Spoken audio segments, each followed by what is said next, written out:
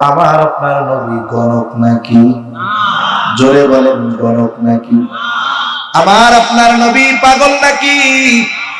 আমার আপনার নবী কবি নাকি? আমার আপনার নবী জাদুকর নাকি? আমার আপনার নবী কিছুই না। আমার আপনার নবীর কাছে কোনো জাদু নেই। কিন্তু মানুষ তো দলে দলে জাদু দেখতে গেছে, কবিতা শুনতে গেছে, গণক দেখতে গেছে, পাগল দেখতে গেছে। আমার আপনার নবী এই সবের কোনো কিছুই না। এই সব কোনো কিছুই আমার আপনার নবীর কাছে নাই। আমার আপনার নবীর কাছে যেটা আছে সেটা হলো আল কোরআন। নবীর কাছে কি আছে? নবীর কাছে আছে কি? জোরে বলেন, এটা কি? আল কোরআনুল কারীম। সেজন্য নবীর কাছে যে যায়, নবী তারে কোরআন শোনায়া দেয়, নবী তাকে কোরআন শোনায়া দেয়। এই যে শীত মৌসুম, আপনাদের কক্সবাজারেও হয়তো হবে আন্তর্জাতিক কেরাত সম্মেলন হবে। হয়েছে নাকি এখনো একটাও? আরো হবে সামনে। পৃথিবীর বিভিন্ন প্রান্ত থেকে কারি সাহেবরা আসবেন, তাদের সুললিত কণ্ঠে কোরআনের তিলাওয়াত শোনাবেন। ওই কেরাত সম্মেলনে শুধু যে আলেমরা যায় তা না, মূর্খ মানুষও যায়। যে কোরআন পড়তে পারে না সেও যায়, কোরআন বুঝে না সেও যায়। কিন্তু বলেন তো, পড়তে পারুক আর না বুঝুক, কোরআন শুইনা মজা লাগে কি লাগে না? লাগে। কতজন কোরআন তিলাওয়াত শুনে আইসা অভিযোগ দেয়। কি অভিযোগ দেয়?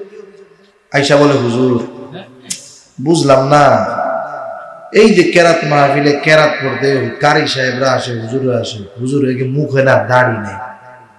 কি বলে? একটা অভিযোগ দিচ্ছে আর কি নাই? দাড়ি নেই। এর দ্বারা এই মানুষগুলো দাড়ির প্রতি একটা মহাব্বত, ভালোবাসা বুঝায়। মনে করেন আপনাদের এলাকার একজন মুসল্লি, সে সকালে বিকালে 2 বার শেভ করে যেন দাড়ি না উঠে।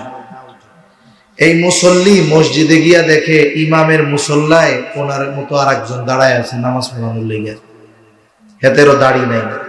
বলেন তো, ওই দাড়িবিহীন মুসল্লি দাড়িবিহীন ইমামের পেছনে নামাজ পড়তে চাইবে?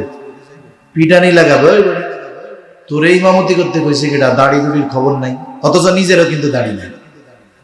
এর দ্বারা কি বোঝা যায়? যে এদেশে একজন আলেম, হুজুর, ইমাম, কারি সাহেব, মুয়াজ্জিন, মাদ্রাসার শিক্ষক, এরা দাড়িবিহীন।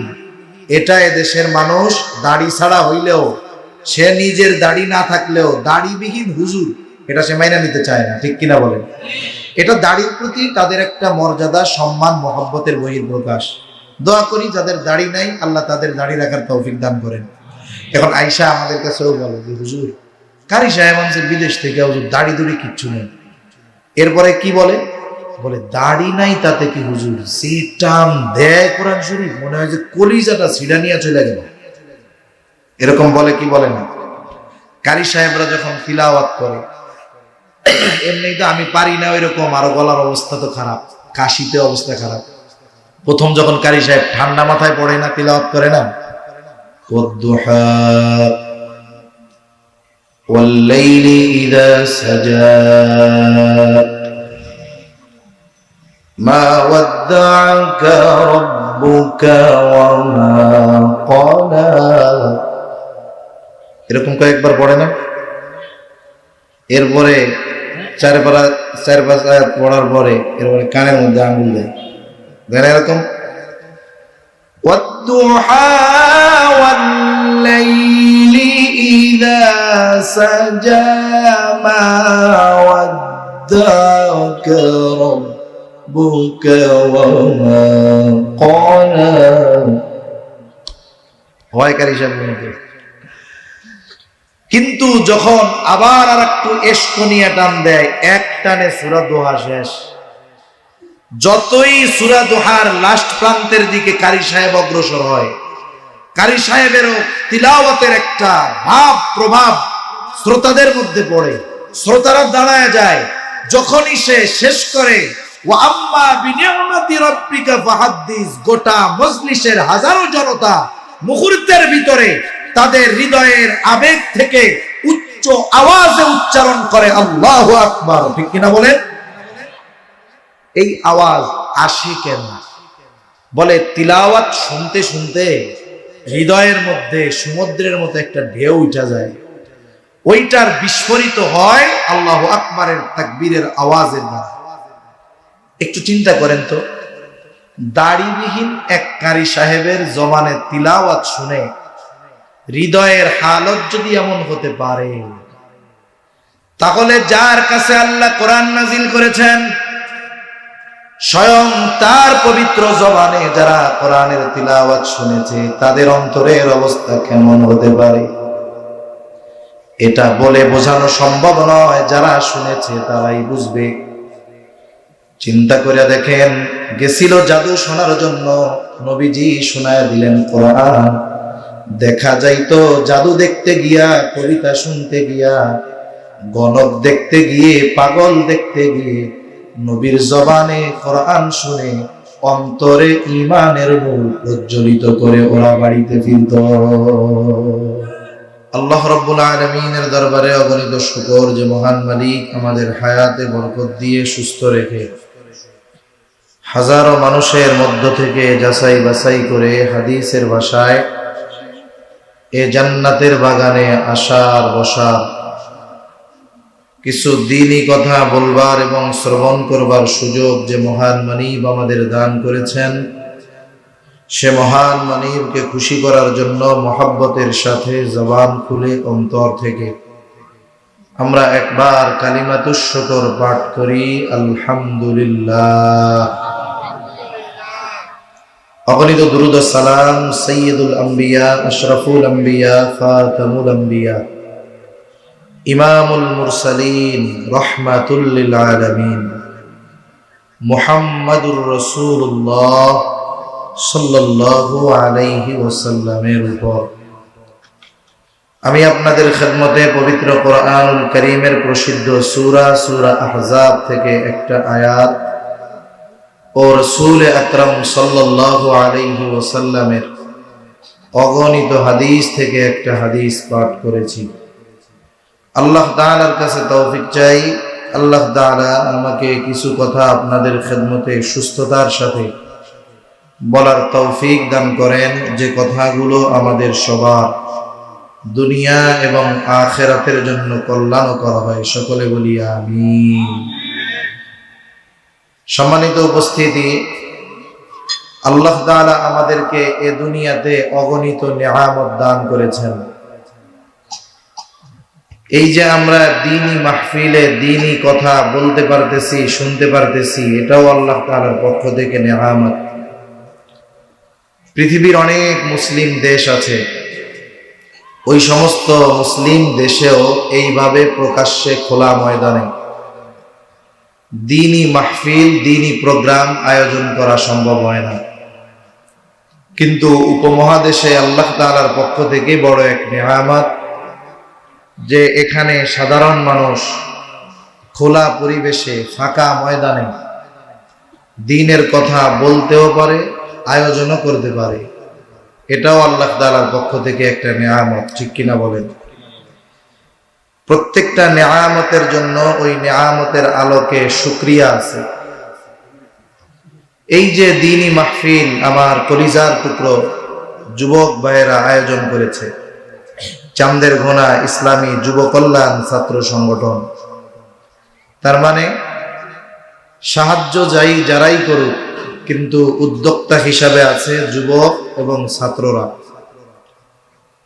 আমরা যখন আগামীর চিন্তা করি যে আমাদের যুব সমাজের অবস্থা কি হবে, আমাদের যুবকেরা কাদের মতাদর্শ গ্রহণ করতেছে, তারা কি ইসলামের পথে থাকবে নাকি অপসংস্কৃতির স্রোতে ভেসে যাবে, এই চিন্তা যখন উম্মার উলামায়ে কেরাম করেন, তখন আরেক দিক তাকিয়ে আমরা বড় আশান্বিত হই যে বাংলাদেশের আনাচে কানাচে বিভিন্ন জায়গায় আমাদের কলিজার টুকরো যুবক ভাইয়েরা, ছাত্র ভাইয়েরা আগ্রহী হয়ে, উদ্যমী হয়ে, পরিশ্রম করে দ্বীনি কথা বলবার, শ্রবণ করবার এত সুন্দর আয়োজন ব্যবস্থাপনা তারা করেন।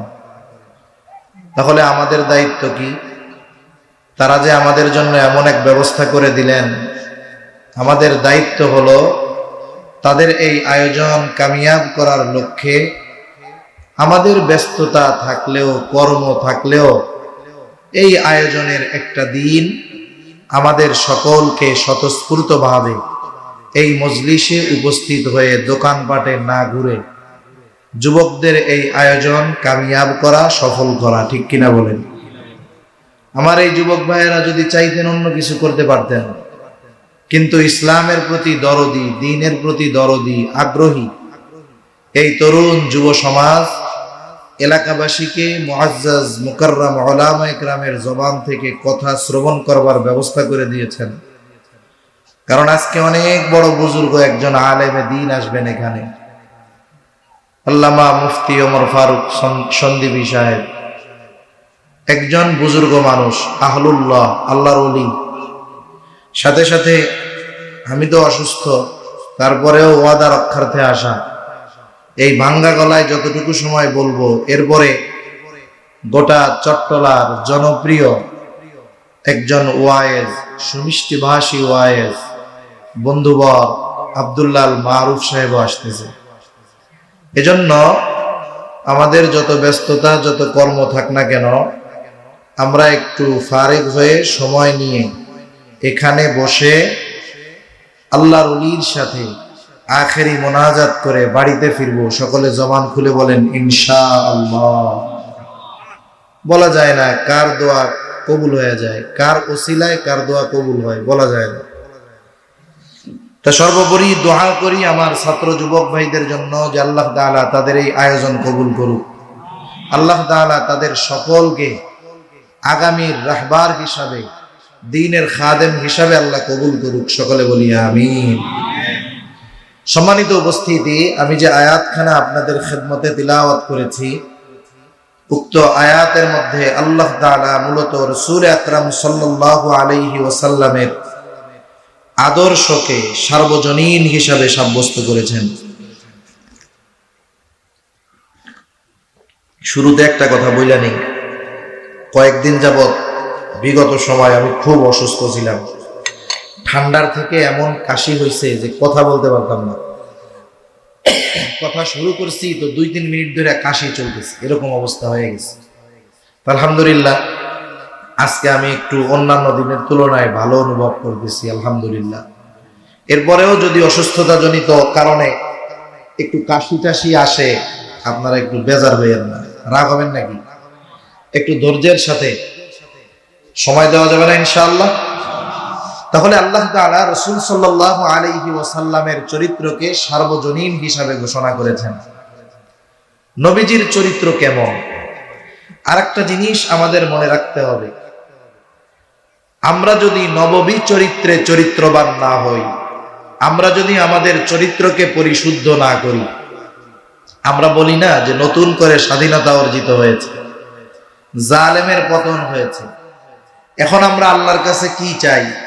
আমি তো দোয়ার মধ্যে বলি যে আল্লাহ আমাদেরকে একজন ন্যায়পরায়ণ আমানতদার শাসক দান করেন, যিনি রাষ্ট্রকে আমানত মনে করবেন, নিজের বাপের, নিজের স্বামীর মনে করবেন না, মনে করবেন এই দেশ সবার।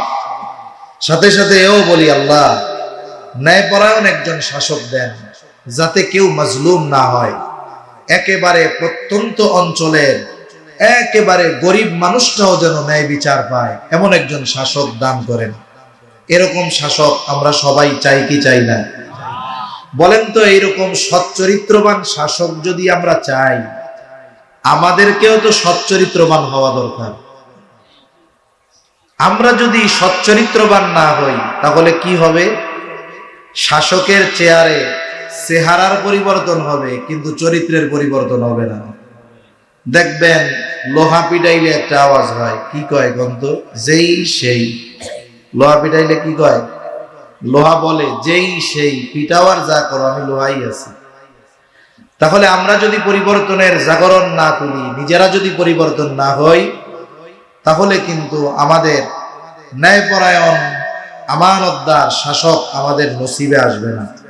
এজন্য আমাদের স্লোগান হবে যে আমরা আমাদের চারিত্রিক পরিবর্তন আনব, সাথে সাথে এমন শাসকের জন্য আল্লাহর কাছে দোয়া করব যিনিও সৎ চরিত্রের অধিকারী, ঠিক কিনা বলেন? আর এই সৎ চরিত্র যদি অর্জন করতে হয় রাসূলুল্লাহ সাল্লাল্লাহু আলাইহি ওয়াসাল্লামের আদর্শ চরিত্র অনুসরণ ব্যতি রেখে সম্ভব নয়। তাহলে যে কথা বলতেছিলাম, আল্লাহ তাআলা আমার আপনার নবীজির চরিত্রকে সার্বজনীন চরিত্র বলে অভিহিত করেছেন। কেন? বলে নবীর চরিত্র হলো এমন এক চরিত্র, এই চরিত্র যদি কোনো অমুসলিম ধারণ করে তাহলে সে দুনিয়ার জগতে সফল হয়ে যায়। আর যদি কোনো ইমানদার আমার আপনার নবীর চরিত্রকে ধারণ করে, বলে তার দুনিয়া আখিরাত উভয় জাহান সফল হয়ে যায়। কেমন চরিত্র আমার আপনার নবী? আপনাদের এলাকার সবচাইতে বড় ভালো মানুষ, বুজুর্গ মানুষ, তারও অনেক সময় চারিত্রিক সত্যায়ন পত্রের দরকার হয়, চারিত্রিক সনদের। দেখা যায় যে এক এলাকার সবচাইতে বড় সচ্চরিত্রবান ব্যক্তি, তার চরিত্রের সার্টিফিকেট যার কাছ থেকে আনতে গেছে সে হলো ওই এলাকার সবচাইতে নিকৃষ্ট চরিত্রের অধিকারী। হয় কি হয় না এরকম?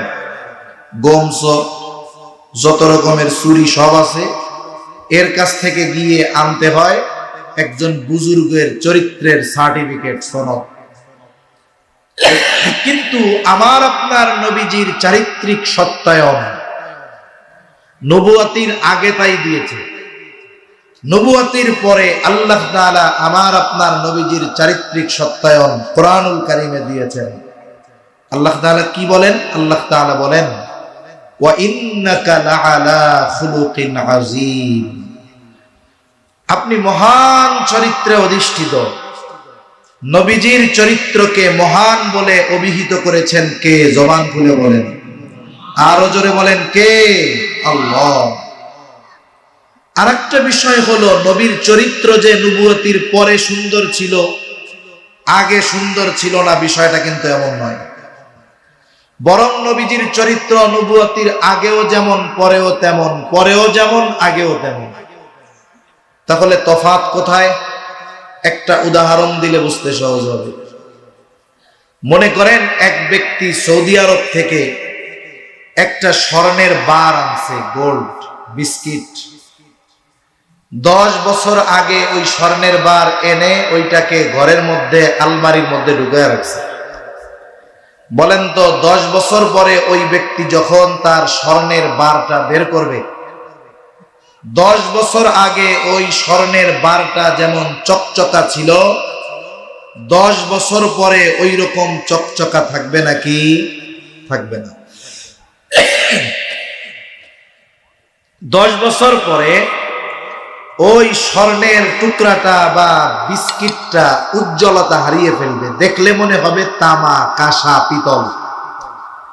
স্বর্ণের উজ্জ্বলতা না থাকুক, কিন্তু স্বর্ণের দাম কি কমবে নাকি? স্বর্ণ স্বর্ণই থাকবে।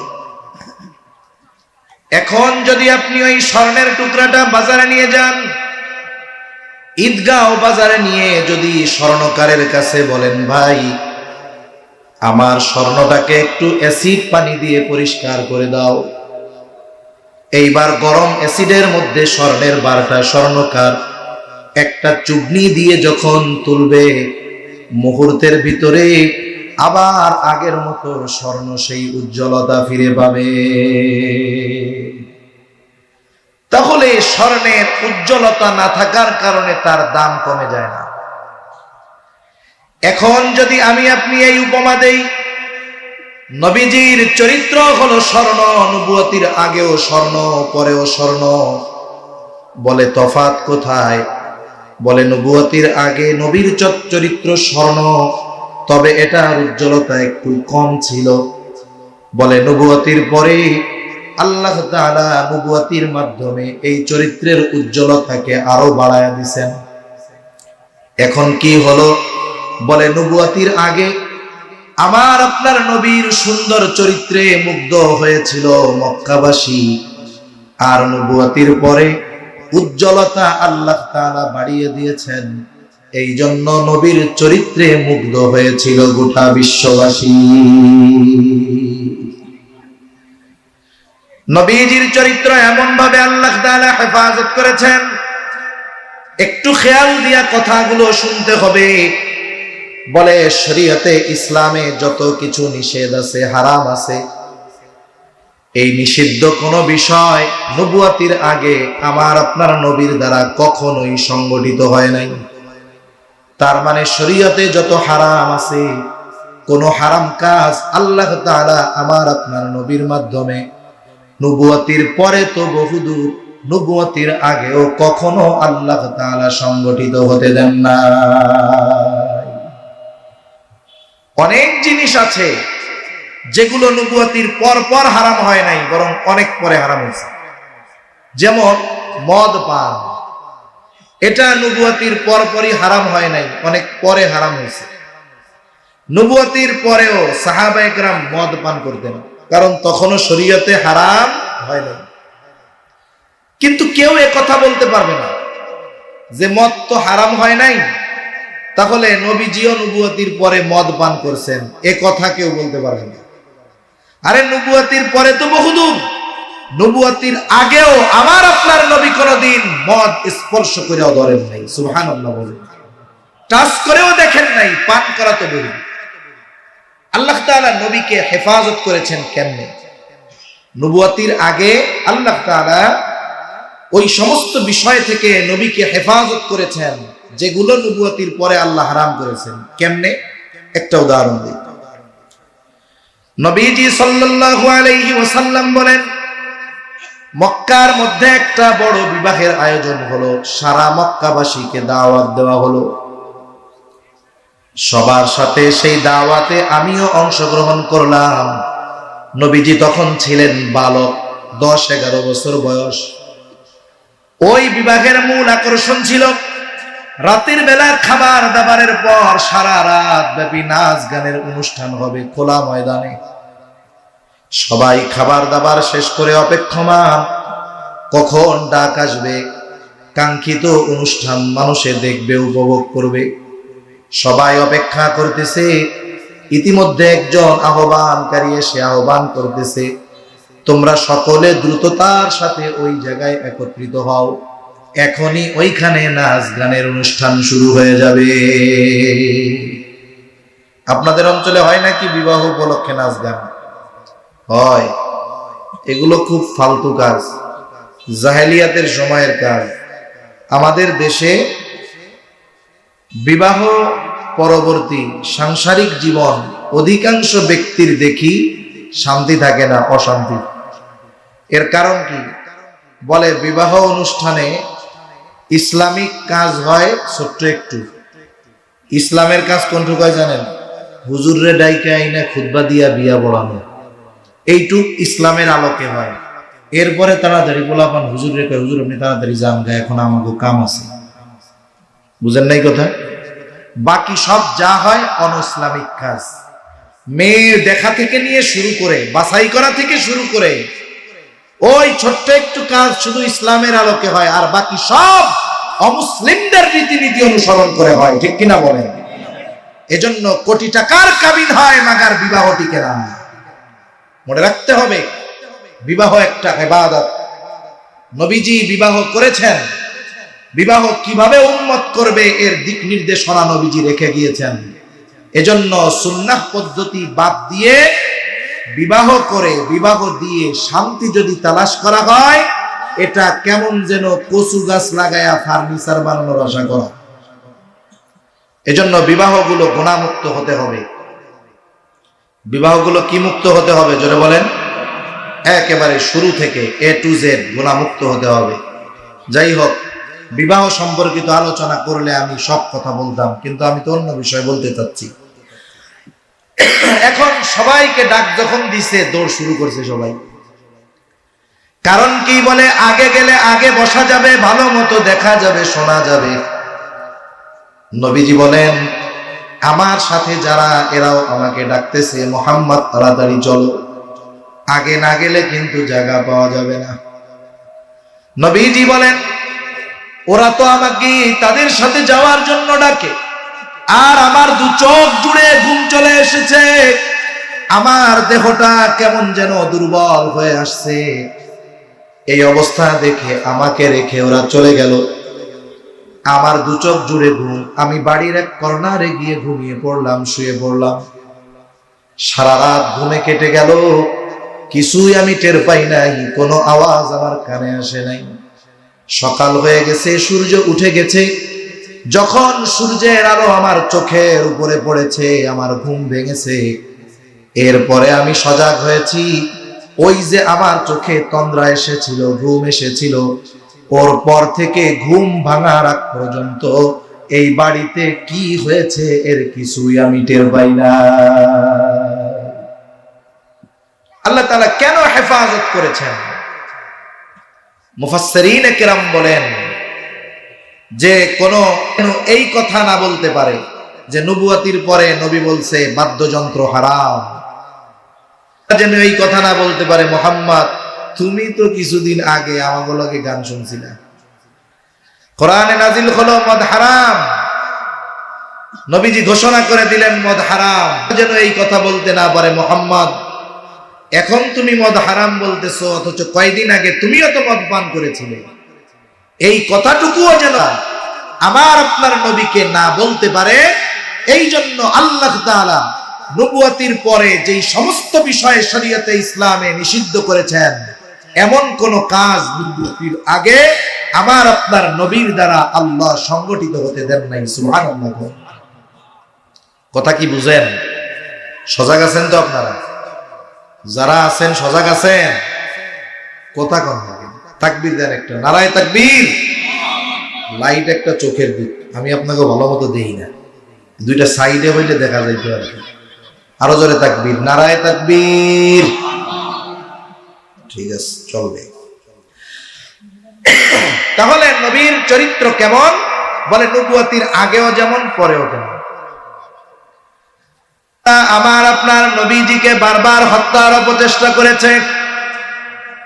নবীজি নামাজে সিজদায় উটের নাড়ি মুড়ি এনে নবীজির উপরে চাপিয়ে দেওয়া হয়েছে, যেন শ্বাস বন্ধ হয়ে মারা যায়। নবীজিকে পেছন দিক দিয়ে কাপড় দিয়ে পেঁচিয়ে ধরা হয়েছে গলা, যেন শ্বাস রুদ্ধ হয়ে মারা যায়। আবার সকল গোত্রের এক একজন প্রতিনিধি নিযুক্ত করা হয়েছে নবীজিকে হত্যা করার জন্য। তার মানে বারবার আমার আপনার নবীকে হত্যার প্রচেষ্টা করেছে ঠিক, কিন্তু এইটা কখনো আমার আপনার নবীর চারিত্রিক ব্যাপারে অপবাদ দেওয়ার দুঃসাহস করে না। সিরাতের কিতাবে কথা কেউ দেখাতে পারবে না যে আবু জেহেল, উতবা, শাইবা কখনো আমার আপনার নবীর ব্যাপারে এই কথাটা বলেছে যে মুহাম্মদ নবুয়তির আগে একটা মিথ্যা কথা বলেছে, এটা বলতে পারবে। মানুষদেরকে নবীর থেকে দূরে সরানোর জন্য নবীর ব্যাপারে চারটা শব্দ ব্যবহার করত, চারটি শব্দ নবীর ব্যাপারে ব্যবহার করত। রাসূলুল্লাহ সাল্লাল্লাহু আলাইহি ওয়াসাল্লাম নবুয়তির পরে গোপনে দাওয়াত দিয়েছেন 3 বছর। কয় বছর? জোরে কোন, আরো জোরে বলেন, কয় বছর? 3 বছর গোপনে দাওয়াত দেবার পর আল্লাহ তাআলা ওহী নাযিল করেন। আল্লাহ তাআলা বলেন ওয়া আনযির আশীরাতাকাল আকরাবিন। আল্লাহ রাব্বুল আলামিন বলেন পয়গম্বর এখন আর গোপনে দাওয়াত চলবে না, আপনি আপনার পাড়া প্রতিবেশী, বন্ধু বান্ধব, আত্মীয় স্বজন যারা আছে সকলকে প্রকাশ্যে সতর্ক করেন, দাওয়াত দেন। নবীজি চিন্তা করলেন এই কথাগুলো একত্রে সব মানুষের কাছে কেমনে পৌঁছানো যায়। এখন তো আধুনিক জামানা, আমি আপনি যদি আমার আপনার কোনো কথা একত্রে আমার সব পরিচিত বন্ধু বান্ধবের কাছে পৌঁছাতে চাই, ফেসবুকের মধ্যে একটা স্ট্যাটাস দিয়ে দিলে মুহূর্তের ভিতরে আমার আপনার কথাগুলো সব বন্ধুদের কাছে পৌঁছিয়ে যায় কি যায় না? ওই সময়ে তো আর এই সিস্টেম ছিল না, তবে সিস্টেম একটা ছিল। মক্কাবাসীর কাছে একটা পাহাড় ছিল, ওই পাহাড়ের একটা মর্যাদা গ্রহণযোগ্যতা ছিল, সেই পাহাড়ের নাম হলো আবু কুবাইস পাহাড়। আবু কুবাইস পাহাড়ের একটা বৈশিষ্ট্য ছিল, ওই পাহাড়ে উঠে যদি কোনো ব্যক্তি, হোক সে ধনী হোক সে গরিব, হোক সে পরিচিত হোক বা অপরিচিত, ওই ব্যক্তি হোক আরবি অথবা হোক অনারবি, হোক সাদা হোক বা কালো, যে কোনো একজন ব্যক্তি যদি ওই পাহাড়ে উঠে মক্কাবাসীর কাছে কোনো বিষয়ের জন্য সাহায্য চাইতো, মক্কাবাসী ব্যক্তির দিকে লক্ষ্য করত না, মক্কাবাসী ওই পাহাড়ের আজমতের দিকে খেয়াল করে যে ব্যক্তি তাদের কাছে সাহায্য চাইতো ওই ব্যক্তিকে সাহায্য করার জন্য তারা ছুটে আসতো। নবীজিও চিন্তা করলেন, আমি ওই পাহাড়ের উপরে উঠে মক্কাবাসীকে ডাকবো। নবীজি উঠে গেলেন আবু কুবাইস পাহাড়ে। দুই ধরনের বর্ণনা পাওয়া যায়, একটা হলো তিনি সাফা পাহাড়ে উঠে গেলেন, আর একটা হলো আবু কুবাইস পাহাড়ে উঠলেন। একই কথা, কারণ সাফা পাহাড়টা হলো আবু কুবাইস পাহাড়েরই অংশ। যেমন ঢাকা থেকে আমারে যদি কেউ ফোন দেয়, ফোন দেওয়ার পরে যদি জিজ্ঞাসা করে কোথায় আছে, আমি যদি বলি এখন আছি ঈদগাঁও, বলেন তো কথা সত্য নাকি মিথ্যা? নিঃসন্দেহে সত্য কথা। আর একজন ফোন দিছি, আমি তাকে ফোনে জবাবে বললাম আছি এখন কক্সবাজার, কথা তো সত্য। বলে কেন? বলে কক্সবাজারের একটা অংশ হলো ঈদগাঁও, এই জন্য দুইটার যেটাই বলা হোক সত্য কথা হবে, বর্ণনা ভুল হবে না।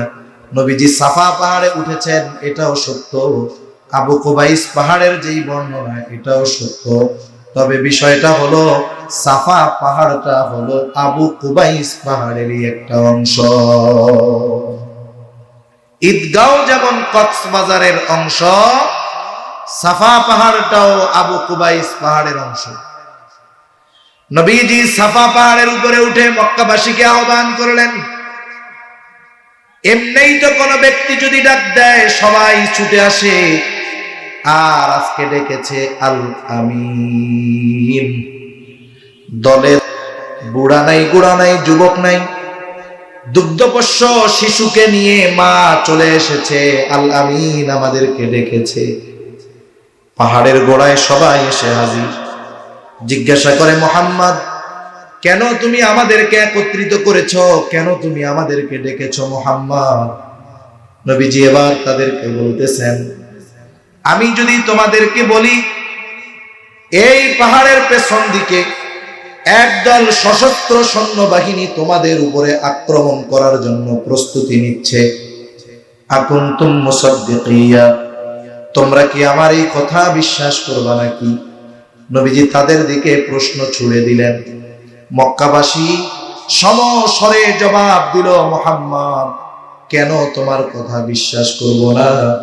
কারণ ইতিপূর্বে তোমাকে আমরা সত্যবাদী পেয়েছি, তুমি ইতিপূর্বে আমাদের সাথে কখনোই মিথ্যা কথা বলো না। সুবহানাল্লাহ বলবেন। একটা মানুষ 43 বছরে মিথ্যা কথা বলে নাই, আপনাদের কাছে মনে হয় আজীব লাগে না? আর আমাদের তো সকালবেলা ঘুমই ভাঙে না মিথ্যা কথা না বললে, কথার কথা। একটা মানুষ গোটা 43 বছর মিথ্যা কথা বলে নাই, তার এই সত্যবাদিতার সত্যায়ন দিয়েছে। রাসূলুল্লাহ সাল্লাল্লাহু আলাইহি ওয়াসাল্লাম যখন প্রকাশ্যে দাওয়াত দেওয়া শুরু করলেন, চিন্তিত হয়ে গেল কি করা যায়। আবার জাহেলিয়াতের সময়ও হজ সংগঠিত হইত, পৃথিবীর বিভিন্ন প্রান্ত থেকে মানুষ মক্কায় আসতো বাইতুল্লাহ জিয়ারত করার জন্য। চিন্তা করতেছে যে হজের মৌসুম তো চলে আসছে, এখন তো মুহাম্মাদের পরিচিতি শুধু মক্কার মধ্যে সীমাবদ্ধ। হজের সময় যখন পৃথিবীর আনাজ কানাজ থেকে মানুষেরা আসবে, এরা যদি মুহাম্মাদের কথার জাদুতে পড়ে যায় তাহলে মুহাম্মাদের দল তো বাড়ি হয়ে যাবে। কি করা যায়? ওই মানুষগুলোকে মুহাম্মাদের থেকে দূরে সরায় রাখতে হবে, এমন ভয়ভীতি দিতে হবে যাতে করে মানুষগুলো মুহাম্মাদের ধারে কাছে না যায়। এখন তারা পরামর্শ করছে কি করা যায়, লোকগুলোকে মুহাম্মাদের থেকে ঠেকানো যায় কেন? তারা চিন্তা করলো মক্কা প্রবেশের যতগুলো রাস্তা আছে প্রত্যেক রাস্তার একবারে মুখে তাদের প্রতিনিধি দাঁড় করিয়ে দিবে এবং ওই প্রতিনিধিরা আগত মানুষদেরকে মুহাম্মাদের ব্যাপারে সতর্ক করবে। কি বলে সতর্ক করবে? শুরুতে বলেছিলাম আমার আপনার নবীর থেকে মানুষদেরকে দূরে সরানোর জন্য, দূরে ঠেলে দেওয়ার জন্য 4টি শব্দ নবীর ব্যাপারে ব্যবহার করব। কয়টি শব্দ? 4টি শব্দ। এক গ্রুপ দাঁড়িয়ে গেছে উত্তর দিকের প্রবেশদ্বারে একেবারে মুখে। ওই দিক দিয়ে যত মানুষ মক্কায় প্রবেশ করতেছে উঁচু আওয়াজে ঘোষণা করে দিচ্ছে, শোনো, আমাদের মক্কায় একজন লোক আছে, তার নাম হলো মুহাম্মদ। খবরদার, সে কিন্তু একজন পাগল, তোমরা তার ধারের কাছেও যাবা না। দক্ষিণ দিকের প্রবেশের মুখে একবারে আর একদল লোক দাঁড় করে দিছে। তারা যারাই আসে তাদেরকে ঘোষণা দিয়ে জানিয়ে দেয়, শোনো, মক্কা একজন লোক আছে, তার নাম হলো মুহাম্মদ, সে কিন্তু একজন গণক, খবরদার তার ধারের কাছেও তোমরা যাবা না। পূর্ব দিকের প্রবেশের যেই রাস্তা, ওই রাস্তার মুখে একদলকে দাঁড় করায়া দিছে। সে উঁচু আওয়াজে ঘোষণা করতেছে, শোনো, তোমরা তো মক্কায় হজ পালনের জন্য আসছো, তবে আমাদের মক্কায় একজন লোক আছে, তার নাম হলো মুহাম্মদ, সে কিন্তু একজন কবি, খবরদার তার কাছে তোমরা যাবা না। পশ্চিম দিকের প্রবেশদ্বার, রাস্তার মুখে একদল লোক দাঁড় করায় দিয়েছে। ওই দিক দিয়ে যারাই আসে তাদেরকে তারা জানায়া দেয়, শোনো, মক্কায় একজন লোক আছে, তার নাম হলো মুহাম্মদ, সে কিন্তু একজন জাদুকর, খবরদার তোমরা তার কাছে যাবা না। আচ্ছা বলেন তো, পৃথিবীর বিভিন্ন প্রান্ত থেকে যেই মানুষগুলো মক্কায় আসতেছিল, এরা কেউ কি জানতো যে মক্কায় একজন লোক আছে তার নাম মুহাম্মদ? কেউ কি জানতো? কেউ জানতো না। আল্লাহর সিস্টেম কত কঠিন। আল্লাহ বলে, তোরা আমার হাবিব থেকে মানুষদেরকে দূরে সরানোর চক্রান্ত করতেছস, দাঁড়া, কামটা আমি তোকে দিয়াই করব। কারণ আল্লাহ তাআলা বলেন, ওয়া মাকারু ওয়া মাকারাল্লাহ আল্লাহু খায়রুল মাকিরিন। আরে আল্লাহ তাআলার পলিসি হলো উত্তম পলিসি। তোরা ষড়যন্ত্র চক্রান্ত করবি আর আল্লাহ তাআলা এমন পলিসি গ্রহণ করবে যে তোদের ওই ষড়যন্ত্র চক্রান্ত আল্লাহ তাআলা নিঃসাত করে দিবে। ঠিক কিনা বলো? প্রথম কাজ কি? একটা ব্যক্তিকে যদি মানুষ না চিনে তার ব্যাপারে তো আগ্রহী হবে না। আল্লাহ তাআলা এর মাধ্যমে পৃথিবীর আনাস কানাস থেকে আগত প্রত্যেকটা মানুষের কর্ণকুহরে একটা শব্দ পৌঁছিয়ে দিয়েছেন। সেই শব্দটা কি? জোরে বলেন তো। মুহাম্মদ। কি বলেন না? কথা কি বুঝেন না আপনারা? কি শব্দ পৌঁছাই দিছে কানের মধ্যে? মুহাম্মদ। মানুষের অভ্যাস বলে, আল ইনসানু হারিসুন আলা মা মুনিয়া। মানুষকে যেটা থেকে বারণ করা হয় ওইটা করার জন্য আরো ওর মধ্যে খুশখুশাই বেশি।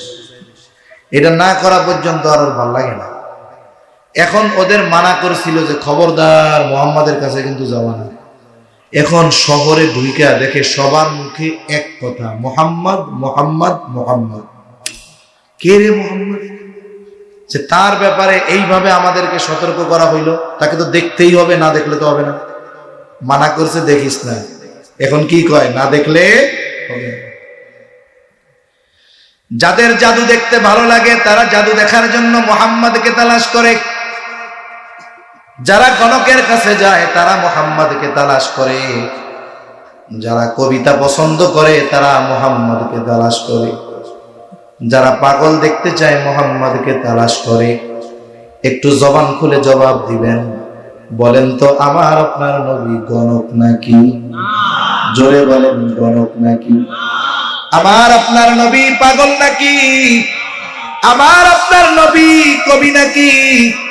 আমার আপনার নবী জাদুকর নাকি? আমার আপনার নবী কিছুই না। আমার আপনার নবীর কাছে কোনো জাদু নেই। কিন্তু মানুষ তো দলে দলে জাদু দেখতে গেছে, কবিতা শুনতে গেছে, গণক দেখতে গেছে, পাগল দেখতে গেছে। আমার আপনার নবী এই সবের কোনো কিছুই না। এই সব কোনো কিছুই আমার আপনার নবীর কাছে নাই। আমার আপনার নবীর কাছে যেটা আছে সেটা হলো আল কোরআন। নবীর কাছে কি আছে? নবীর কাছে আছে কি? জোরে বলেন, এটা কি? আল কোরআনুল কারীম। সেজন্য নবীর কাছে যে যায়, নবী তারে কোরআন শোনায়া দেয়, নবী তাকে কোরআন শোনায়া দেয়। এই যে শীত মৌসুম, আপনাদের কক্সবাজারেও হয়তো হবে আন্তর্জাতিক কেরাত সম্মেলন হবে। হয়েছে নাকি এখনো একটাও? আরো হবে সামনে। পৃথিবীর বিভিন্ন প্রান্ত থেকে কারি সাহেবরা আসবেন, তাদের সুললিত কণ্ঠে কোরআনের তিলাওয়াত শোনাবেন। ওই কেরাত সম্মেলনে শুধু যে আলেমরা যায় তা না, মূর্খ মানুষও যায়। যে কোরআন পড়তে পারে না সেও যায়, কোরআন বুঝে না সেও যায়। কিন্তু বলেন তো, পড়তে পারুক আর না বুঝুক, কোরআন শুইনা মজা লাগে কি লাগে না? লাগে। কতজন কোরআন তিলাওয়াত শুনে আইসা অভিযোগ দেয়। কি অভিযোগ দেয়? আইসা বলে, হুজুর বুঝলাম না, এই যে কেরাত মাহফিলে কেরাত পড়তে কারি সাহেবরা আসে, হুজুরে আসে, হুজুর মুখে না দাড়ি নেই। কি বলে? একটা অভিযোগ দিচ্ছে আর কি। কি নাই? দাড়ি। এর দ্বারা এই মানুষগুলো দাড়ির প্রতি একটা মহাব্বত, ভালোবাসা বুঝায়। মনে করেন আপনাদের এলাকার একজন মুসল্লি, সে সকালে বিকালে 2 বার শেভ করে যেন দাড়ি না উঠে। এই মুসল্লি মসজিদে গিয়া দেখে ইমামের মুসল্লায় ওনার মতো আর একজন দাঁড়ায় আছে নামাজ পড়ানোর লেগে, হেতেরও দাড়ি নেই। বলেন তো, ওই দাড়িবিহীন মুসল্লি দাড়িবিহীন ইমামের পেছনে নামাজ পড়তে চাইবে?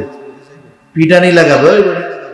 তোরে ইমামতি করতে কইছে কিটা? দাড়ি দুড়ির খবর নাই, অথচ নিজেরও কিন্তু দাড়ি নাই। এর দ্বারা কি বোঝা যায়? যে এদেশে একজন আলেম, হুজুর, ইমাম, কারি সাহেব, মুয়াজ্জিন, মাদ্রাসার শিক্ষক, এরা দাড়িবিহীন। এটা এদেশের মানুষ দাড়ি ছাড়া হইলেও, সে নিজের দাড়ি না থাকলেও দাড়িবিহীন হুজুর, এটা সে মাইনা নিতে চায় না। ঠিক কিনা বলেন? এটা দাড়ির প্রতি তাদের একটা মর্যাদা, সম্মান, মহব্বতের বহিঃপ্রকাশ। দোয়া করি যাদের দাড়ি নাই, আল্লাহ তাদের দাড়ি রাখার তৌফিক দান করেন। এখন আয়েশা আমাদের কাছেও বলে যে, হুজুর কারি সাহেব আনছে বিদেশ থেকে, হুজুর দাড়ি দুড়ি কিচ্ছু নেই। এরপরে কি বলে? বলে দাড়ি নাই তাতে কি হুজুর, যে টান দেয় কোরআন শরীফ, মনে হয় যে কলিজাটা ছিড়া নিয়ে চলে গেল। এরকম বলে কি বলে না? কারি সাহেবরা যখন তিলাওয়াত করে, এমনি তো আমি পারি না ওইরকম, আরো গলার অবস্থা তো খারাপ, কাশিতে অবস্থা খারাপ। প্রথম যখন কারি সাহেব ঠান্ডা মাথায় পড়ে না, তিলাওয়াত করে না, ওয়াদ-দুহা ওয়াল-লাইলি ইযা সাজা মা ওয়াদ্দা'আকা রাব্বুকা ওয়া মা ক্বালা। এরকম কয়েকবার পড়ে না? এরপরে 4-5 আয়াত পড়ার পরে এরপরে কানের মধ্যে আঙ্গুল দেয়, দেন এরকম ওয়াদ-দুহা ওয়াল-লাইলি ইযা সাজা মা ওয়াদ্দা'আকা রাব্বুকা ওয়া মা ক্বালা। হয় কারি সাহেব। কিন্তু যখন আবার আর একটু এসকনিয়া টান দেয়, এক টানে সূরা দোহা শেষ। যতই সূরা দোহার লাস্ট প্রান্তের দিকে কারি সাহেব অগ্রসর হয়, কারি সাহেবেরও তিলাওয়াতের একটা ভাব প্রভাব শ্রোতাদের মধ্যে পড়ে। শ্রোতারা দাঁড়ায় যায়। যখনই সে শেষ করে, ওয়া আম্মা বিনিয়ামতি রাব্বিকা ফাহাদ্দিস, গোটা মজলিসের হাজারো জনতা মুহূর্তের ভিতরে তাদের হৃদয়ের আবেগ থেকে উচ্চ আওয়াজে উচ্চারণ করে আল্লাহু আকবার। ঠিক কিনা বলেন? এই আওয়াজ আসে কেন? বলে তিলাওয়াত শুনতে শুনতে হৃদয়ের মধ্যে সমুদ্রের মতো একটা ঢেউ উঠা যায়, ওইটার বিস্ফোরিত হয় আল্লাহু আকবারের তাকবীরের আওয়াজের দ্বারা। একটু চিন্তা করেন তো, দাড়িবিহীন এক কারি সাহেবের জবানে তিলাওয়াত শুনে হৃদয়ের হালত যদি এমন হতে পারে, তাহলে যার কাছে আল্লাহ কোরআন নাজিল করেছেন, স্বয়ং তার পবিত্র জবানে যারা কোরআনের তিলাওয়াত শুনেছে, তাদের অন্তরের অবস্থা কেমন হতে পারে? এটা বলে বোঝানো সম্ভব নয়, যারা শুনেছে তারাই বুঝবে। চিন্তা করে দেখেন, গেছিল জাদু শোনার জন্য, নবীজি শোনায় দিলেন কোরআন। দেখা যাইতো জাদু দেখতে গিয়া, কবিতা শুনতে গিয়া, গণক দেখতে গিয়ে, পাগল দেখতে গিয়ে, নবীর জবানে কোরআন শুনে অন্তরে ঈমানের নূর প্রজ্বলিত করে ওরা বাড়িতে ফিরত। তাহলে কামার আপনার নবীর থেকে মানুষদেরকে ঠেকানোর জন্য যেই চারটা বিষয় নবীর ব্যাপারে বলতো, এই চারটি জিনিস কারো চারিত্রিক ত্রুটির কারণ হতে পারে না। এই জন্য আমার আপনার নবীর চরিত্র হলো স্বর্ণ, নবুয়তির আগেও যেমন পরেও তেমন।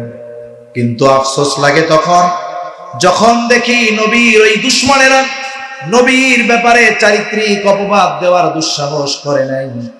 কিন্তু ১৫০০ বছর পরে অনেক ক্ষেত্রে মুসলমানের ঘরে জন্ম নিয়ে অনেক মুনাফিক মার্কা মানুষ আমার আপনার নবীজির চারিত্রিক ব্যাপারে অপবাদ দেওয়ার দুঃসাহস করে। প্রথমত তাদের এই বিষয়টা মনে রাখতে হবে, এটা আমার মতো কোনো সাধারণ মোল্লা না যে আমার ব্যাপারে যদি কেউ চারিত্রিক অপবাদ দেয়। অপবাদ কি? যেটা আমি করি নাই। তাহলে কিছু মানুষ একথা বিশ্বাস করে নিবে যে এটা করলেও করতে পারে, না করলে কইছে নাকি। কিন্তু বলেন তো, এই পৃথিবীর ৫০০ কোটির উপরে আছে অমুসলিম, ২০০ কোটি মুসলমান। ৫০০ কোটি অমুসলিম যদি একযোগে আমার আপনার নবীজির চারিত্রিক ব্যাপারে অপবাদ দিয়ে দেয়, বলেন তো ২০০ কোটি মুসলমান যার হৃদয়ে ন্যূনতম ঈমান আছে, সেও কি এদের দেওয়া ওই অপবাদ বিশ্বাস করবে? করবে না, কোনো সংশয় অন্তরে আনবে না। বরং যেইটা সবচেয়ে দুর্বল ইমানদার, ও মনে মনে কইব, নবীর বিরুদ্ধে এরকম কইছস, তোরে যদি সামনে পাইতাম, পাড়া দিয়া, গলার মধ্যে পাড়া দিয়া জিহ্বাটা বের করে টান দিয়ে ছেড়ে ফেলতাম। ঠিক কিনা বলেন? সেজন্য নবীর চারিত্রিক ব্যাপারে অপবাদ দিয়ে এই উম্মতের নবীর প্রতি মুহাব্বত কিয়ামত পর্যন্ত কমানো যাবে। তবে জানার দরকার কোন কোন বিষয়ে ইসা নবীর ব্যাপারে কোন কোন বিষয়ে আপত্তি তুলে, জানা দরকার। এর জবাবও আমাদের জানা দরকার। ১ নাম্বার, নবীর ব্যাপারে তারা যে অপবাদ দেয়, বলে ২৫ বছরের যুবক মুহাম্মদ বিবাহ করছে ৪০ বছরের একজন নারীকে, বলে বিয়াটা করছে সম্পদের লোভে। নাউজুবিল্লাহ বলে। এত আস্তে, জোরে বলেন নাউজুবিল্লাহ। অথচ ইতিহাস কি বলে? ইতিহাস বলে আমার আপনার নবী খাদিজাকে বিবাহের প্রস্তাব নিজে দেনই নাই। বিবাহের প্রস্তাব এসেছে খাদিজাতুল কুবরার পক্ষ থেকে। লম্বা ইতিহাস, মূল কথাগুলো আমি শুধু আপনাদের খেদমতে বলি। খাদিজাতুল কুবরা ২ জন স্বামী ইন্তেকাল করেছে, ২ স্বামীর ঘর করেছেন, ২ জনই ইন্তেকাল করেছেন। ২ স্বামীর মৃত্যুর পর খাদিজা দৃঢ় প্রতিজ্ঞাবদ্ধ হলেন তিনি আর বিবাহ শাদী করবেন না। স্বামীদের থেকে পাওয়া কিছু সম্পদ আর পিতার কিছু সম্পদ দিয়ে খাদিজা ব্যবসা শুরু করে দিলেন। খাদিজাতুল কুবরা রাদিয়াল্লাহু তাআলা আনহা পুত পবিত্র একজন নারী ছিলেন, বিদুষী বুদ্ধিমতী একজন নারী ছিলেন। গোটা আরবে ওনার চরিত্রের সুনাম ছিল। ওই জাহেলিয়াতের সময় খাদিজাতুল কুবরা উপাধি ছিল তাহেরা, পুত পবিত্রা। পৃথিবীর বিভিন্ন প্রান্ত থেকে বড় বড় রাজা বাদশাহ, বড় বড় সম্পদশালীরা বিবাহের প্রস্তাব দিয়েছে। খাদিজা নিজের সিদ্ধান্তের উপরে অনড়, তিনি আর বিবাহ শাদী করবেন না, বাকি জীবন এভাবে কাটিয়ে দিবেন। ব্যবসা বাণিজ্য করেন খাদিজা। খাদিজার বয়স তখন ৩৭ বছর। খাদিজা ইতিমধ্যে আরবের একজন প্রসিদ্ধ ব্যবসায়ী হিসাবে খ্যাতি অর্জন করে ফেলেছেন। খাদিজা এবার তার ব্যবসার ইতিহাসে সবচাইতে বড় কাফেলা পাঠাবেন।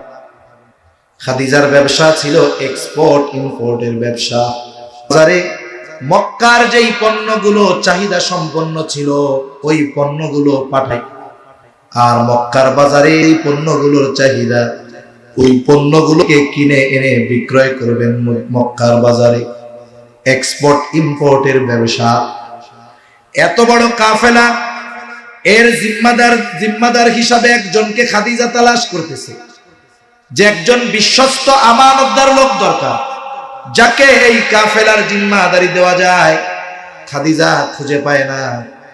ইতিমধ্যে আবু তালেব জানতে পারলেন খাদিজা এমন একজন লোক খুঁজতেছে। নিজের ভাতিজার ব্যাপারে তো তার জানাই ছিল। আবু তালেব আমার আপনার নবীজিকে বলে, ও মুহাম্মদ, তুমি খাদিজার কাছে যাও, খাদিজার কাছে গিয়ে বলো তুমি তার কাফেলার দায়িত্ব নিতে আগ্রহী। খাদিজা বিশ্বস্ত একজন মানুষ খুঁজতেছে, তুমি খাদিজাকে গিয়ে বলো, একটু গরম চা লাগবে, তুমি একটু খাদিজাকে গিয়ে বলো যে আপনার এই কাফেলার দায়িত্ব নিতে আমি আগ্রহী। নবীজি কি বললেন? বয়স 22 বছর তখন নবী বলতেছে, আমি কোন দায়িত্ব চেয়ে নিতে রাজি নাই। খাদিজা যদি আমাকে এই দায়িত্ব নেয়ার ব্যাপারে প্রস্তাব দেয় আমি ভেবে দেখব। কেন? বলে দায়িত্ব চেয়ে নেওয়া এক জিনিস, দায়িত্ব চাপায়া দেওয়া এক জিনিস। মনে করেন যে কোনো একটা বিষয়ের দায়িত্ব আমি যদি আপনাদের কাছ থেকে জোর করে চাইয়া নেই যে ভাই সকল দায়িত্বটা আমাকে দেন, এখন এই দায়িত্ব আপনারা দিলেন, চিন্তা করলেন হুজুর মানুষ, ওনারা তো দিতে সমস্যা নেই। এখন দায়িত্ব দেওয়ার পরে এই দায়িত্ব পালনে আমি ব্যর্থ, ফেল, তাহলে আপনারা কি করবেন? একসাথে আমারে বলবেন না, ধুর মিয়া হুজুর, আপনি করবেন ইমামতি, মাদ্রাসায় পড়াবেন, ওয়াজ নসিহত করবেন, আপনারা দায়িত্ব নিতে গেছিলেন, পারেন না কিছু, লাভ দিয়া নিজের থেকে আবার দায়িত্ব চাইয়া নেয়। বেশি কথা বলবে কি বলবে না।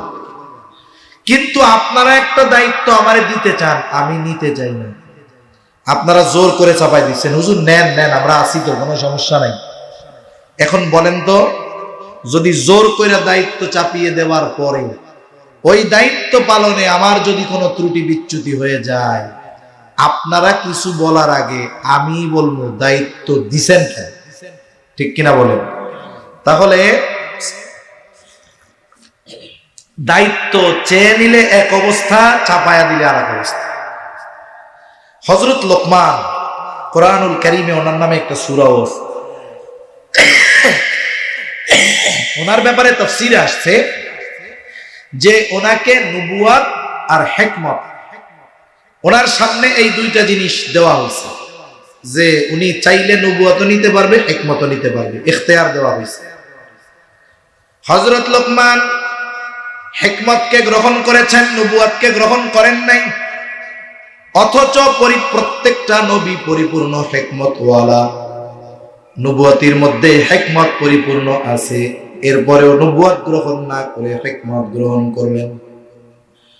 জিজ্ঞাসা করা হলো, লোকমান, নবুয়তের মতো মর্যাদাপূর্ণ দায়িত্ব গ্রহণ করবার সুযোগ থাকার পরেও কেন আপনি হিকমত গ্রহণ করলেন?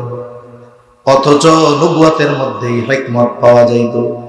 হযরত লোকমান বলেন, শোনো, আল্লাহ তাআলা যদি আমাকে নিজের থেকে নবুয়ত দিতে চাইতেন তাহলে আমাকে বেছে নেওয়ার জন্য সুযোগ দিতেন না, নিজের থেকে সরাসরি নবুয়তের জিম্মাদারি আমাকে দিতেন, এবং এই দায়িত্ব পালনে যত ব্যবস্থাপনা গ্রহণ করার দরকার সব ব্যবস্থাপনা যিনি গ্রহণ করতেন তিনি কে? আর যদি আমি নিজের থেকে দায়িত্ব গ্রহণ করতাম আর ওই দায়িত্ব পালনে যদি কোনো ত্রুটি বিচ্যুতি হয়ে যাইত তাহলে আমাকে জবাবদিহিতার কাঠগড়ায় দাঁড়ানো লাগতো। এই জন্য দায়িত্ব নেওয়া আর দায়িত্ব দেওয়া এক না। আবু তালেব চলে গেছে খাদিজার কাছে, গিয়ে বলে, খাদিজা, আপনি নাকি আপনার কাফেলার দায়িত্ব দেওয়ার জন্য একজন বিশ্বস্ত মানুষ খুঁজতেছেন, আমার ভাতিজা মুহাম্মদকে যদি সেই দায়িত্ব দেওয়া হয় কেমন হয়?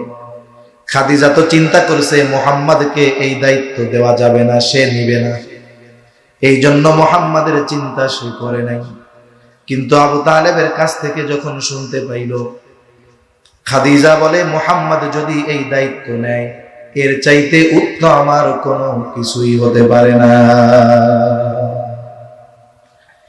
আবু তালেব এইবার বলে, খাদিজা, মুহাম্মদ তো দায়িত্ব নিতে পারে, তবে আপনি যদি নিজের থেকে তারে প্রস্তাব দেন, আপনি যদি প্রস্তাব দেন তাইলে হয়তো দায়িত্ব নিতে পারে। খাদিজা কি বলছে? খাদিজা বলে, আবু তালেব, মুহাম্মদ ব্যতীত অন্য কারো ব্যাপারে যদি আপনি এই কথা বলতেন, পশ্চিম কালেও আমি আপনার কথায় রাজি হইতাম না, কিন্তু মুহাম্মাদের ব্যাপারে আমার তাকে প্রস্তাব দিতে কোনো আপত্তি নেই। খাদিজা এবার আমার আপনার নবীকে প্রস্তাব দিলেন, নবীজি দায়িত্ব গ্রহণ করলেন। কাফেলা রওনা হয়ে গেল। এই কাফেলার খেদমতের জন্য খাদিজা তার একজন গোলাম, তার নাম হলো মাইসারা, মাইসারাকে সাথে দিয়ে দিলেন।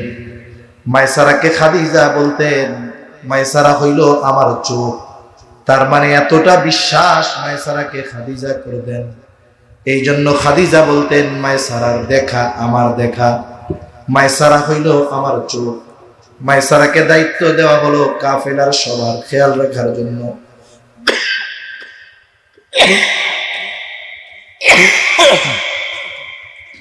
মাইসারাকে দায়িত্ব দেওয়া হলো সবার খেয়াল রাখার জন্য। মাইসারা সবার খেয়াল রাখছে, বিশেষ করে নবীজির ব্যাপারে তাকে বলা হলো। সফর শেষ হলো, সফল এক ব্যবসায়ী সফর নবীজি শেষ করলেন। মক্কা থেকে যেই পণ্য ছেন প্রায় দ্বিগুণ লাভে নবীজি বিক্রয় করলেন। পণ্যগুলো মক্কায় এনেছেন, প্রায় দ্বিগুণ লাভে নবীজি বিক্রয় করলেন। এইবার সফরের কারগুজারি শুনতে চায় খাদিজা মাইসারার কাছে।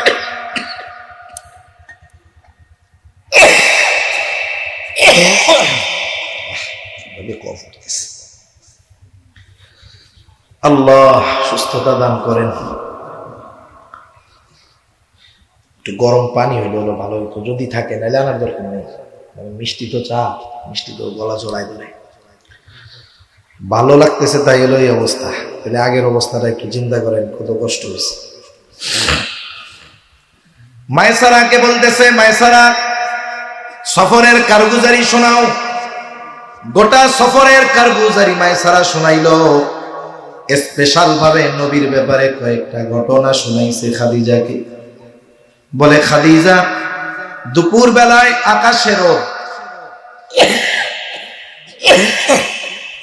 সূর্য, আকাশের কোথাও কোনো মেঘ নাই, কিন্তু আমরা দেখতে পাইতাম মুহাম্মদ যেই জায়গা দিয়ে চলে, এক খণ্ড মেঘ সব সময় মুহাম্মদকে ছায়া প্রদান করতে থাকে।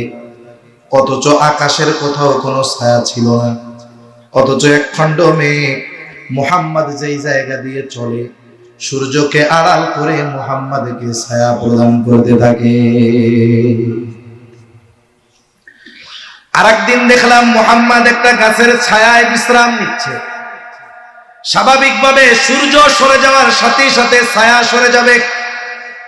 আমি খেয়াল করে দেখলাম সূর্য সরে গেছে, কিন্তু মুহাম্মাদের গা থেকে ছায়া সরে যায় নাই।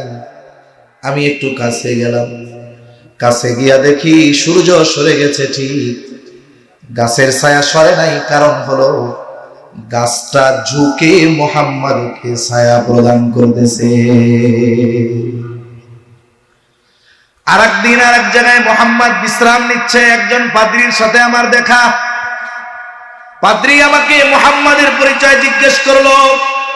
যুবকটাকে, বাড়ি কোথায়, নাম কি, বংশ কি, বয়স কত? আমি বিস্তারিত মুহাম্মাদের ব্যাপারে বললাম।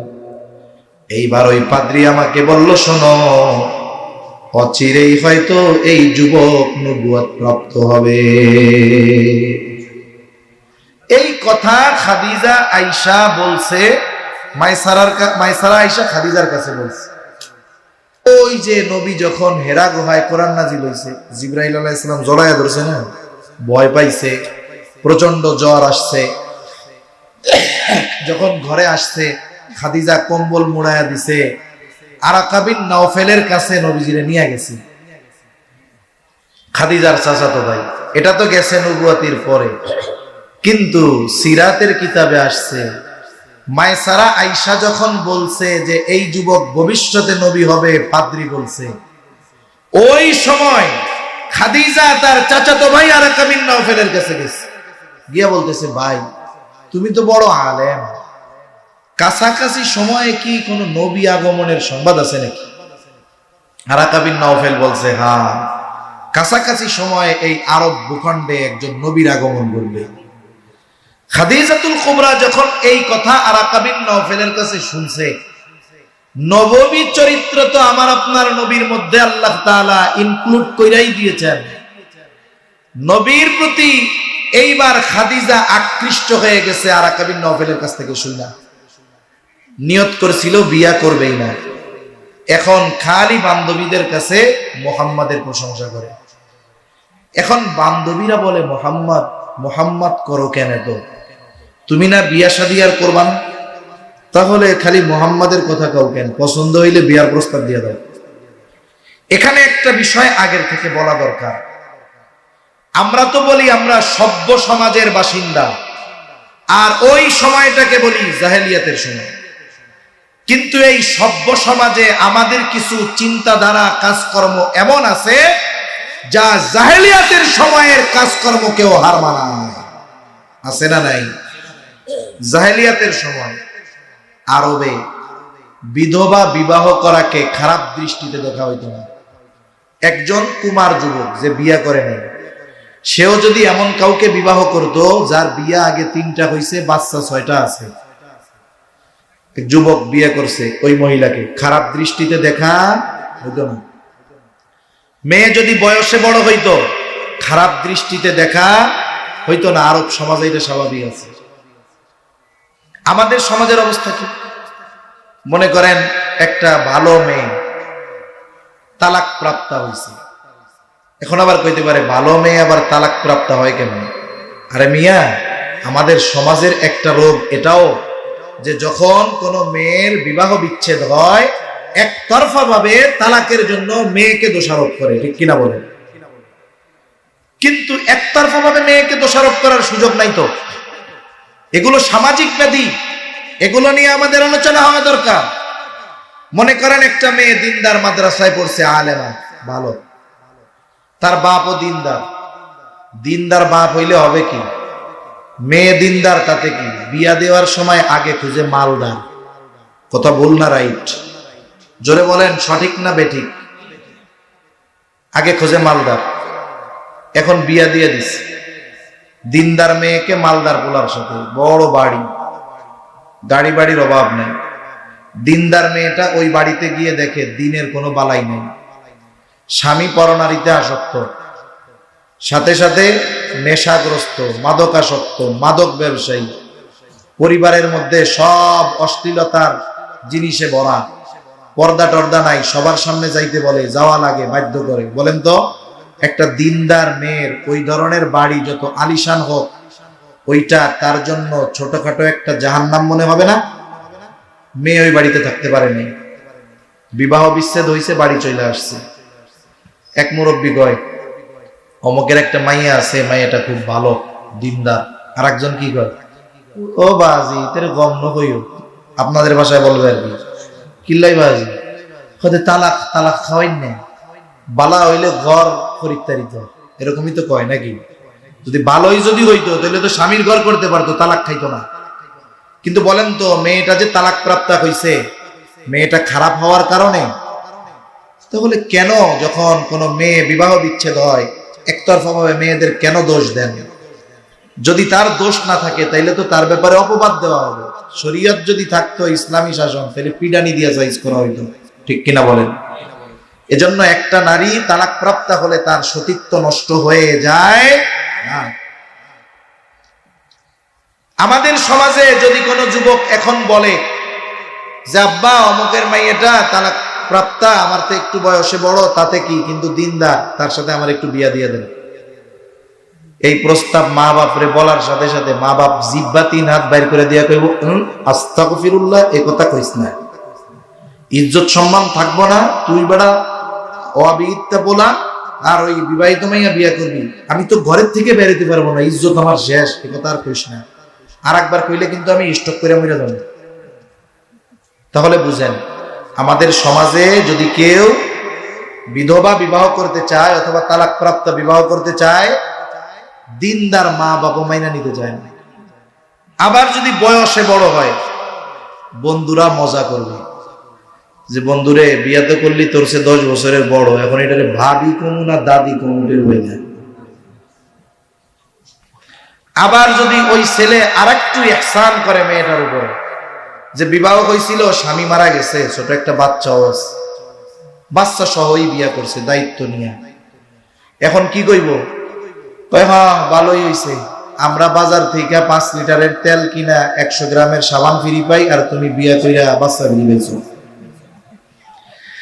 এখন এই কথাগুলো আমরা মজা করতেছি, হাসতেছি, কিন্তু এটা আমাদের নিম্ন মন মানসিকতার পরিচয়। এটা আমাদের মগজ কত নিম্নমানের হয়ে গেছে চিন্তাধারা, এটার বহিঃপ্রকাশ এগুলো। কেউ যদি এই ধরনের কাজ করে, একে আরো অ্যাপ্রিসিয়েট করা দরকার, একে আরো সুমা দেওয়া দরকার কপালে, যে সমাজের বিপরীতে গিয়ে তুমি এই কাজটা করতে পেরেছ, নবীজি যেটা করেছেন। এখন খাদিজার বান্ধবীরা বলে, তাহলে মুহাম্মদকে গিয়ে প্রস্তাব দাও।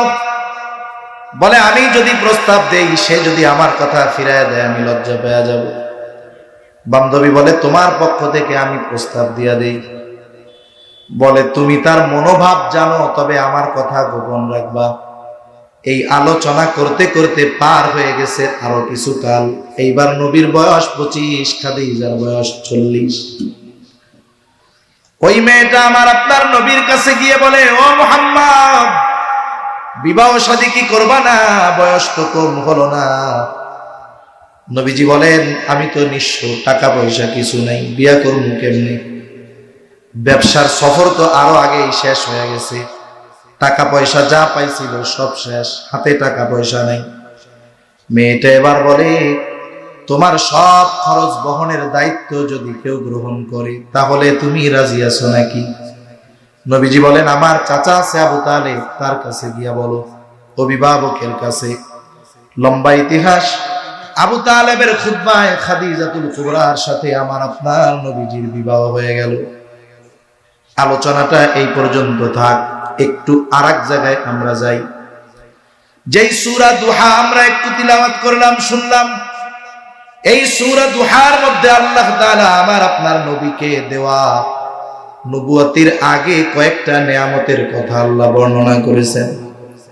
1 নম্বর নেয়ামত আল্লাহ তাআলা বলেন, আলাম ইয়াজিদকা ইয়াতীমান ফাআওয়া। আল্লাহ তাআলা বলেন, হাবিব, তিনি কি আপনাকে ইয়াতীম অবস্থায় পায় নাই? অর্থাৎ আল্লাহ বলেন, আমি কি আপনাকে ইয়াতীম অবস্থায় পাই নাই? ইয়াতীম অবস্থায় পাওয়ার পর উত্তম লালন পালনের ব্যবস্থা কি আমি করি নাই? ইয়াতীম হওয়ার কারণে, ইয়াতীম যেমন পরিবারের আত্মীয় স্বজনের কাছে নিগ্রহের শিকার হয়, অবহেলার শিকার হয়, আমার আপনার নবী ইয়াতীম হওয়ার কারণে অবহেলার শিকার হন নাই, বরং আমার আপনার নবীর ব্যাপারে যে জানতো ইয়াতীম, আমার আপনার নবীকে যে দেখতো আর যে জানতো, তার অন্তরে নবীর প্রতি মোহাব্বত আল্লাহ তাআলা ঢেলে দিতে। এজন্য ইয়াতীম হওয়ার কারণে আমার আপনার নবী অবহেলার শিকার কখনো হন নাই।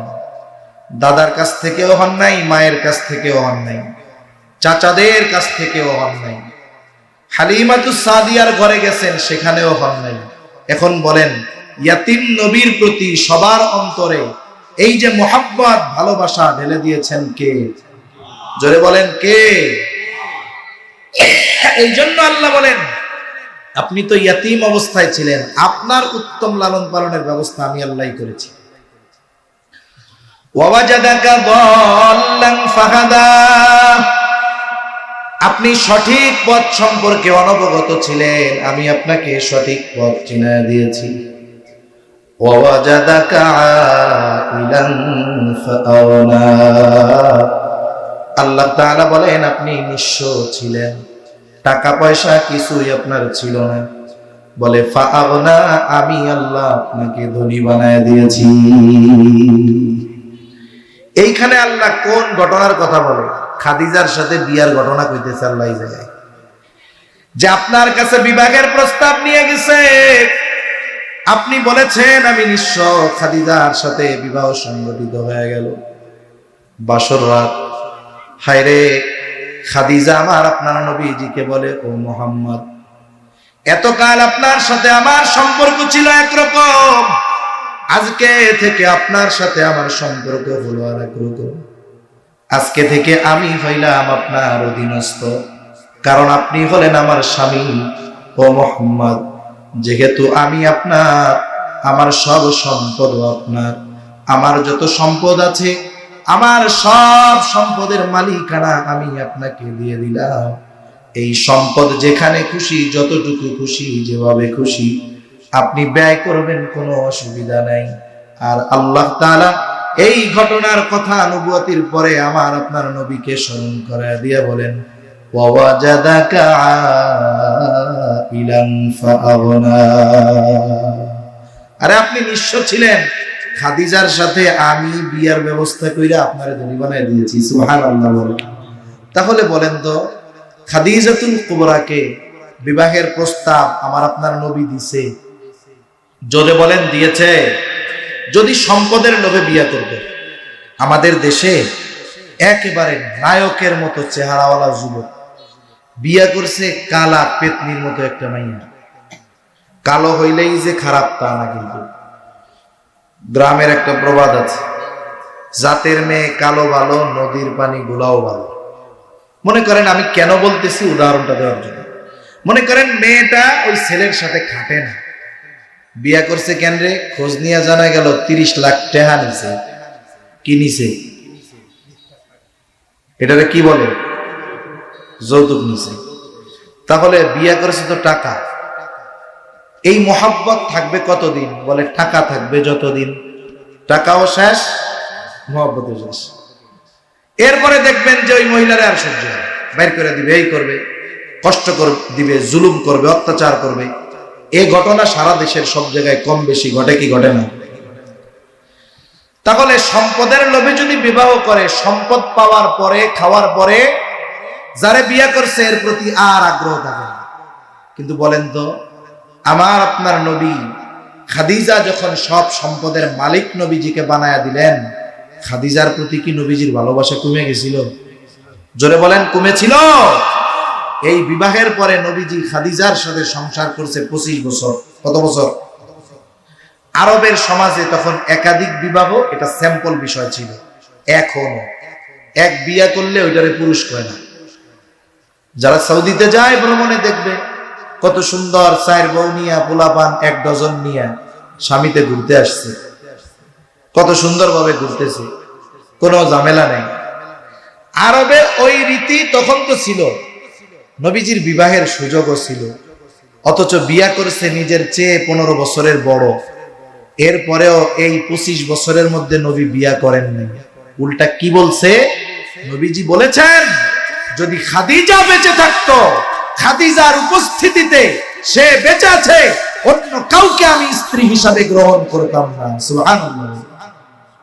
তাহলে বোঝা গেল এই ভালোবাসা, এই বিবাহ সম্পদের জন্য ছিল না, এই বিবাহের মধ্যে ছিল হৃদ্রতা, মোহাব্বত, ভালোবাসা। ঠিক কিনা বলেন?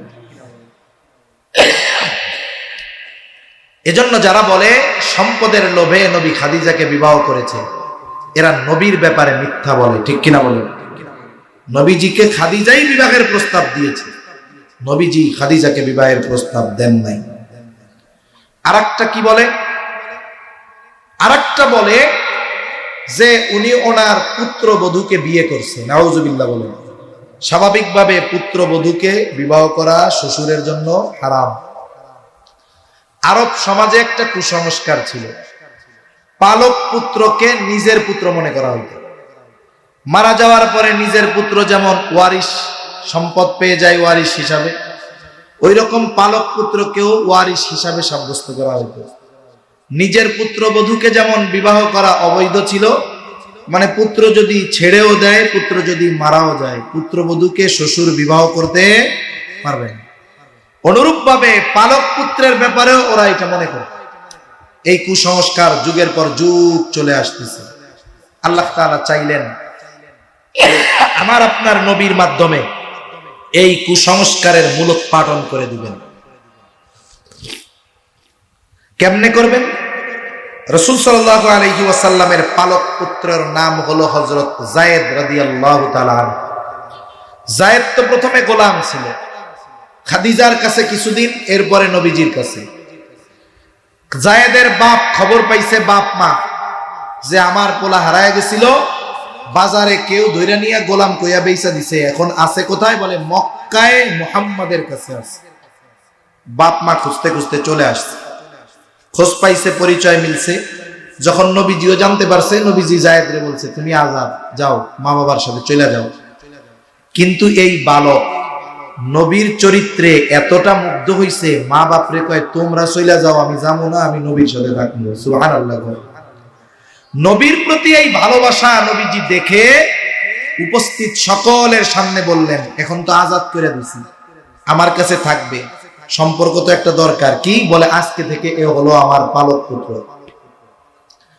তাহলে নবীজির পালক পুত্র যায়েদ, একটা সময় নবীজি তার বিবাহ দিলেন ওনার ফুফাতো বোন যায়নাব বিনতে জাহাসের সাথে।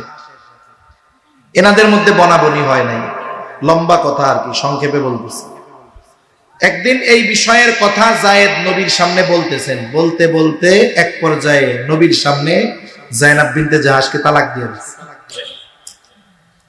এখন আল্লাহ তাআলা ওহী নাজিল করে দিবেন, তালাক তো দিছে, ইদ্দত শেষ হইলে এবার আপনি যায়েদের তালাক প্রাপ্ত স্ত্রী আপনার ফুফাতো বোন যায়নাব বিনতে জাহাসকে বিয়ে করবেন। আল্লাহ নির্দেশ দিছে। আর নবী চিন্তা করতেছে যে এই সমাজে এই কাম করলে কেমন হইল। নবীজি ইতস্ত বোধ করতেছে। আর আল্লাহ তাআলা বলেন মা কানা আলান নাবিয়্যি মিন হারাজিন ফীমা ফারাদাল্লাহু লা। আল্লাহ তাআলা জানায় দেন মা কানা আলান নাবিয়্যি মিন হারাজ ফীমা ফারাদাল্লাহু লা। আল্লাহ তাআলা যা ফরজ করেছেন, আবশ্যক করেছেন নবীদের উপর, ওই ধরনের কাজ করার ব্যাপারে নবীদের কোনো চিন্তার কারণ নাই। তারা চিন্তা করবে না, তারা লজ্জাবোধ করবে না, পেরেশানির কোনো কারণ নাই। কারণ আল্লাহ তাআলা যেটা আদেশ করেছে নবীরা সেটা করবে। আমার আপনার নবী আল্লাহর নির্দেশ মান্য করবেন, যদিও অন্তরে ইতস্তবোধ হচ্ছিল, কিন্তু আদেশটা করেছেন কে? কারণ আল্লাহ তাআলা চাইলেন নবীর মাধ্যমে শতাব্দীর পর শতাব্দী ধরে চলে আসা এই কুসংস্কারের কবর রচনা করে দিবেন। কারণ অনেক সময় আছে বলার চাইতে করলে এর দ্বারা প্রভাব বেশি হয়।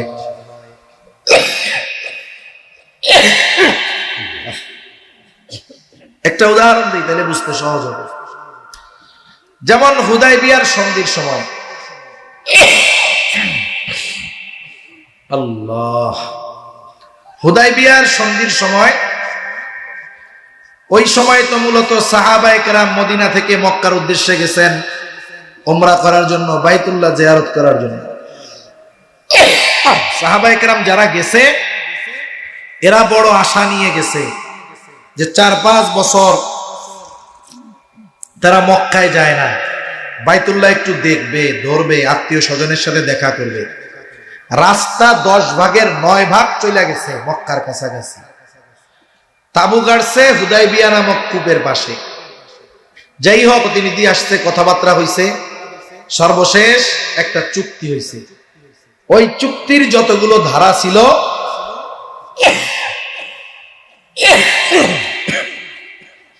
সব ধারাগুলো কেমন যেন মুসলমানদের বিপক্ষে। এমনকি ওই চুক্তিপত্রে স্বাক্ষর করার সময় মুহাম্মদ সাল্লাল্লাহু আলাইহি ওয়াসাল্লাম লিখতে দেওয়া হয় নাই, লিখতে হইছে মুহাম্মদ বিন আব্দুল্লাহ।